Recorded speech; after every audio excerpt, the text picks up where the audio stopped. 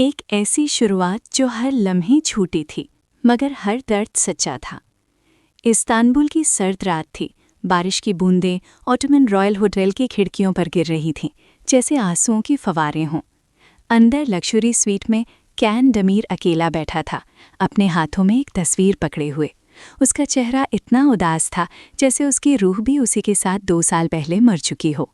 तस्वीर में उसकी बीवी इसरा मुस्कुरा रही थी, वो इसरा जो एक कार एक्सीडेंट का शिकार हो गई थी और जिसके जाने के बाद कैन की जिंदगी सिर्फ एक खाली डब्बा बनकर रह गई थी। उस रात वो अपनी शादी की सालगिरह मना रहा था, लेकिन केक अकेला था, शैम्पेन अकेली थी और उसका दिल भी बिल्कुल अकेला। उसी होटल के सर्विस क्वार्टर्स में एक छोटी से कमरे में दिलारा यिल्माज अपने लैपटॉप के सामने बैठी रोती थी।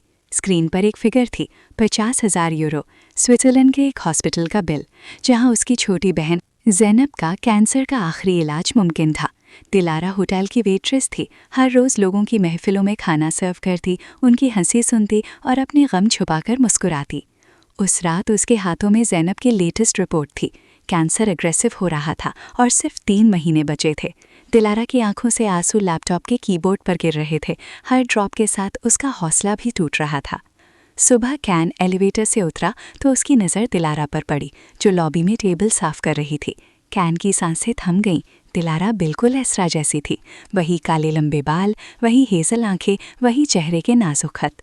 कैन का दिल तेज तेज धड़कने लगा। उसने अपनी सेक्रेटरी से दिलारा के बारे में जानकारी मंगवाई और पता चला कि वो गरीब है, बहन के इलाज के लिए पैसे जमा कर रही है। कैन के जहन में एक इरादा पैदा हुआ, एक डेंजरस डेस्परेट इरादा जो उसकी ज़िंदगी बदल देंगे।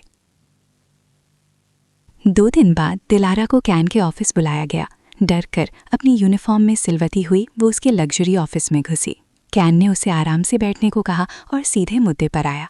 मैं तुम्हें 1 लाख यूरो दूंगा, उसने कहा, दिलारा की आंखों में हैरत देखकर। शर्त यह है कि तुम्हें 6 महीने के लिए मेरी बीवी बनना होगा। दिलारा की हवा निकल गई। क्या वो सच में कह रहा है? कैन ने एक्सप्लेन किया, मेरी बीवी की मौत के बाद मेरे बाप ने मेरी इनहेरिटेंस रोक दी है, जब तक मैं दोबारा शादी ना कर लूं। तुम बिल्कुल एस्रा जैसी हो, बस 6 महीने एक्टिंग करनी है, फैमिली इवेंट्स, पब्लिक अपीयरेंसेस। इसके बदले तुम्हारी बहन की जान बच जाएगी।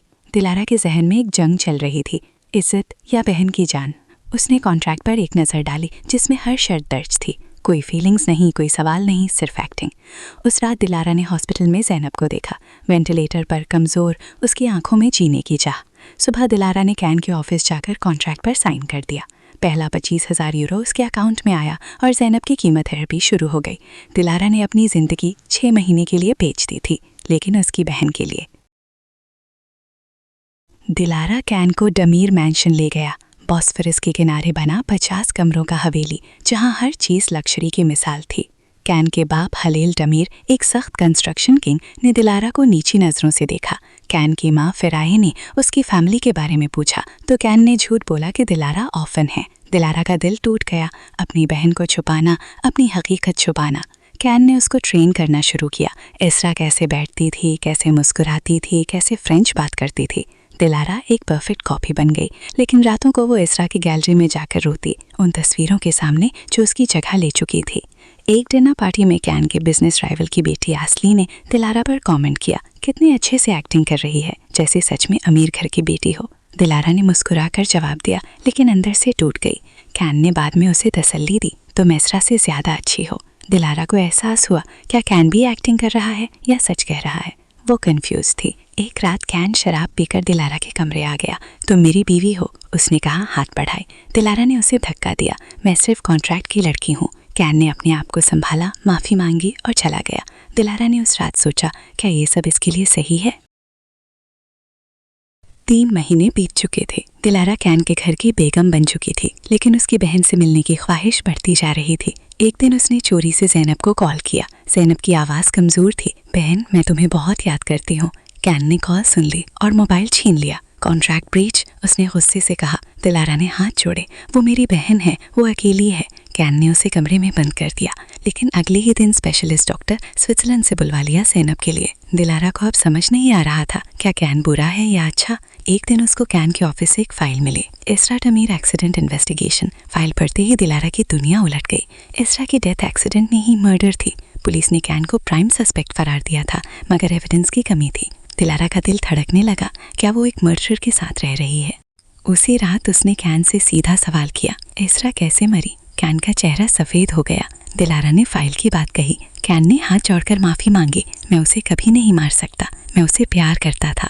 उसने अपना लैपटॉप खोलकर दिखाया। सालों की इन्वेस्टिगेशन, हर सस्पेक्ट की फाइल। कैन रोया, मुझे पता है कि लोग मुझे मर्डरर समझते हैं। दिलारा ने उसके हाथ पकड़े। मैं तुम्हारी मदद करूंगी। कैन की आंखों में आंसू थे। क्यों, तुम्हें तो पैसे मिल गए। दिलारा ने मुस्कुराने की कोशिश की। क्योंकि अब मैं तुम्हारी बीवी हूँ। दिलारा ने इन्वेस्टिगेशन में पूरी तरह हाथ बटाया। एक दिन उसको इसरा की डायरी मिली, जो कैन को कभी नहीं मिली थी। आखिरी पेजेस पर लिखा था, मैं डर गई हूँ, कैन का भाई मर्ट मुझे स्टॉक कर रहा है। उसने मुझे थ्रेटन किया है, अगर मैं कैन को नहीं छोड़ी तो। दिलारा ने डायरी कैन को दी। कैन का गुस्सा देखने लायक था। उसका अपना भाई मर्ट ने मान लिया। हाँ, मैं इसरा से प्यार करता था, लेकिन मैंने उसे नहीं मारा। एक्सीडेंट था और मैंने एविडेंस डिस्ट्रॉय कर दिया ताकि कैन सस्पेक्ट बने। कैन और मर्ट की भयंकर लड़ाई हुई। कैन ने मर्ट को घर से निकाल दिया। उसी रात कैन दिलारा के पास आया, आंखों में शुक्रिया और गम दोनों। तुमने मेरी जिंदगी बदल दी, उसने कहा। दिलारा ने सिर्फ मुस्कुराकर जवाब दिया। कैन ने उसकी तरफ देखा और पहली बार उसकी आंखों में दिलारा को देखा। इसरा की नकल नहीं, बल्कि एक अलग औरत जिसने उसकी जिंदगी में रोशनी भर दी थी। उस रात दोनों ने एक दूसरे को अपने दर्द बताए। कैन ने इसरा के वन का, दिलारा ने ज़ैनब की बीमारी का, और आहिस्ता से उनके दर्द ने उन्हें एक दूसरे से जोड़ दिया। 6 महीने खत्म होने को थे। दिलारा सूटकेस पैक कर रही थी। कॉन्ट्रैक्ट पूरा हो गया था, पैसे मिल चुके थे, ज़ैनब ठीक हो चुकी थी। कैन कमरे में आया, उसकी आंखों में आंसू थे।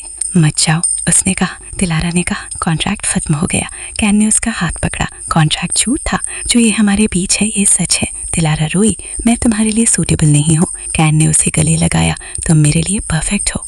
1 साल बाद डेमीर मैंशन में एक दूसरी शादी हुई, असली शादी। दिलारा ने अपना डिजाइनर लेबल शुरू किया और कैन ने उसकी हर ड्रीम सपोर्ट की। ज़ैनब अब हेल्दी थी और कैन की फैमिली ने दिलारा को दिल से अपना लिया था। एक सुंदर सुबह कैन ने दिलारा को बॉस्फोरस के किनारे एक नए घर का सरप्राइज दिया। वहाँ से ऑटोमन रॉयल होटल नजर आता था। यहाँ से मैंने पहली बार तुम्हें देखा था, कैन ने कहा। दिलारा मुस्कुराई। मैं वेट्रेस थी। कैन ने उसका हाथ पकड़ा। और मैं एक टूटा हुआ आदमी था। तुमने न सिर्फ मेरी बीवी बनकर बल्कि मेरी जिंदगी भी वापस बना दी। दिलारा ने एक दिन इसरा की गैलरी को अपना आर्ट स्टूडियो बना दिया, लेकिन एक कॉर्नर हमेशा इसरा की पेंटिंग्स के लिए रखा। कैन ने कभी उसे इसरा से कंपेयर नहीं किया। वो जानता था कि दिलारा अलग है, खास है। एक दिन दिलारा ने कैन से पूछा, कभी सोचा आपने अगर मैं इसरा जैसी ना होती तो आप मुझे नोटिस भी करते? कैन ने उसकी तरफ देखा, आंखों में गहरी मोहब्बत के साथ। मोहब्बत चेहरों से नहीं, दिलों से होती है, और तुम्हारा दिल वो है जो मुझे जिंदा रखता है। उनकी कहानी ने सबको सिखलाया, कभी कभी जिंदगी तुम्हें झूठी राहों पर ले जाती है ताकि तुम्हें सच्चा रास्ता दिखाए। कैन ने झूठी बीवी तलाशी थी, मगर उसको सच्चा प्यार मिल गया। दिलारा ने अपनी इज्जत बेची थी, मगर उसको अपनी खुद की पहचान मिल गई, और दोनों ने एक दूसरे को वो दिया जो वो खुद कभी नहीं रखते थे, उम्मीद, इज्जत और बेशक प्यार।